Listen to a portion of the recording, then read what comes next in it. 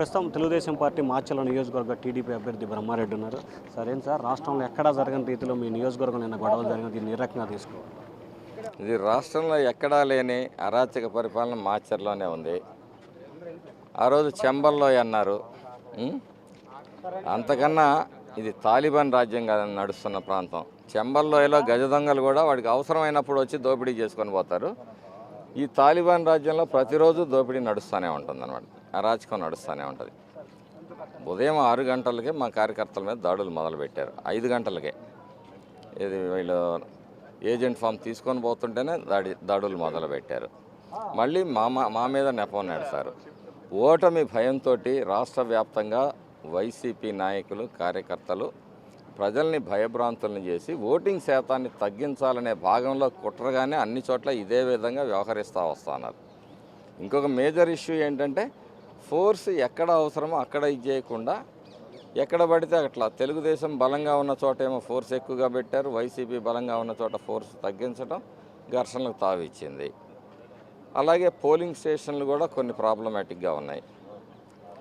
ముఖ్యంగా election commission ఉన్నతాధికారులు ఒక ఎస్పీ స్థాయి అధికారి ఉండి కూడా నిస్సహాయంగా నిలబడాల్సిన పరిస్థితి నిన్న మాచర్లలో చూసాము. ఐజీ స్థాయి అధికారి గారు ఉన్నప్పటికీ కూడా ఏమీ చేయలేని పరిస్థితి.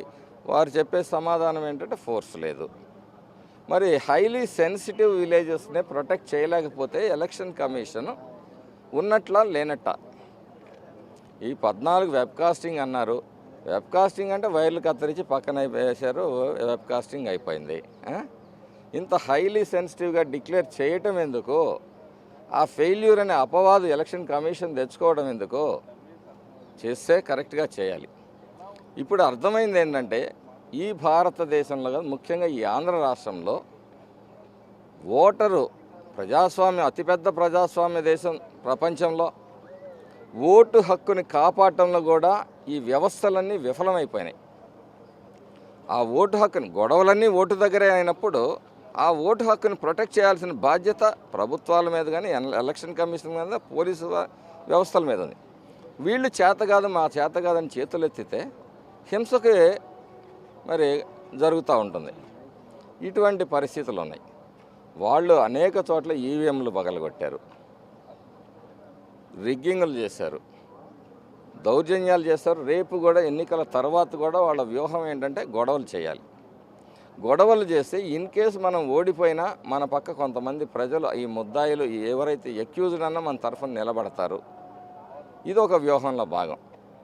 జగన్మోహన్ రెడ్డి గారు ఎలా అయితే ఆయన నోటితోటి నాయకుల నోటితో బూతులు అవతల వాళ్ళని తిట్టిస్తాడు, ఎందుకు? అది కూడా ఒక వ్యూహం.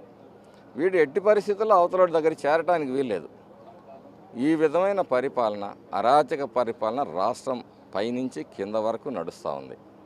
వ్యవస్థలు కూడా చేతులెత్తేసిన పరిస్థితి అన్నమాట. ఇది ప్రజాస్వామ్యానికి పెద్ద విఘాతం. గతంలో కూడా ఇదే ఉంది. మేము పదే పదే చెప్తుంది ఏంటంటే ఓటుకి రక్షణ కల్పించాలి. గొప్పగా అతిపెద్ద ప్రజాస్వామ్య దేశం అని మనం చెప్పుకోవడం కాదు. ఈరోజు ఇక్కడున్న పెద్దలు ఎస్పీ గారు ఓటు పోలింగ్ బూత్లో ఏజెంట్ ఓకే చెప్తే వేయొచ్చు కదా, కలెక్టర్ గారు ఓటు వేయొచ్చు కదా. అంటే డిసైడ్ చేసేది పోలింగ్ స్టేషన్ బూత్లో ఏజెంటా? నిరక్షరాస్యుడు కూడా డిసైడ్ చేసే పరిస్థితిలో ఈరోజు రాష్ట్రంలో కాదు దేశంలో వ్యవస్థలు ఉన్నాయి. దీన్ని కాపాడినంత వరకు హింస జరుగుతూనే ఉంటుంది. ఎవడి ఓటు ఎక్కడైనా స్వేచ్ఛగా వేసుకోవచ్చు అనుకోండి, ఆ ఇబ్బంది ఉండదు. అక్కడ పర్టికులర్ ప్లేస్లో పెట్టేసి పోలింగ్ బూతులు కానీ ఏరియా కానీ ఫోర్స్ కానీ అక్కడ ఒక బూత్ అక్కడ ఒక పెడతారు. అదే 10 బూతులు ఒకే చోట పెట్టి 10 మందిని ఫోర్స్ని పెట్టాలి. ఇట్లాంటివన్నీ కూడా వాళ్ళు దూరదృష్టితో ఆలోచించాలి, అప్పుడే నిలబడుతుంది. ఫైనల్గా ఎన్ని చోట్ల రీపోలింగ్ కోరుతా ఉన్నారు? చాలా చోట్ల మీ దగ్గర ఈవీఎంలు కూడా ధ్వంసమైన సంఘటనలు ఉన్నాయి కదా. ఈవీఎంలు ధ్వంసమైనా అవేమంటే వెంటనే దాన్ని ఇచ్చేసి రాత్రి పోలింగ్ జరిపారు. కండ్లకుంట, కేపీపురం, రెంటాల్లో జరిగింది. మేము కండ్లకుంట ఒకటి రీపోలింగ్ అడిగాము. సరే వాళ్ళని ఎలక్షన్ కమిషన్ ఏం నిర్ణయం తీసుకుంటుందో మాకు తెలియదండి. సో ఇది మొత్తం మీద చూసుకుంటే పల్నాడు జిల్లా మాచర్ల నియోజకవర్గంలో జరిగిన గొడవలు విభేదాలకు సంబంధించి కూడా పూర్తి స్థాయిలో వన్ సైడ్ జరిగింది. పోలీసు అధికారులు తమకు ఏమాత్రం సహకరించలేదు అని చెప్పి కూడా టీడీపీ నేతలు ఆరోపిస్తున్నారు. అలాగే అనేక చోట్ల రిగ్గింగ్ యూనియన్లు ధ్వంసం చేసినప్పటికీ తాము కొన్ని ప్రాంతాలను రీపోలింగ్ కావాలని అడిగాము. అయితే రీపోలింగ్ విషయానికి సంబంధించి ఎన్నికల సంఘం ఎటువంటి నిర్ణయం తీసుకుంటుందో దాన్ని బట్టి తమ నిర్ణయం ఉంటుందని చెప్పి కూడా టీడీపీ నేత మాచర్ల టీడీపీ ఇన్ఛార్జ్ బ్రహ్మారెడ్డి అంటున్నారు. Vote studio. For more videos like this, subscribe Big TV channel.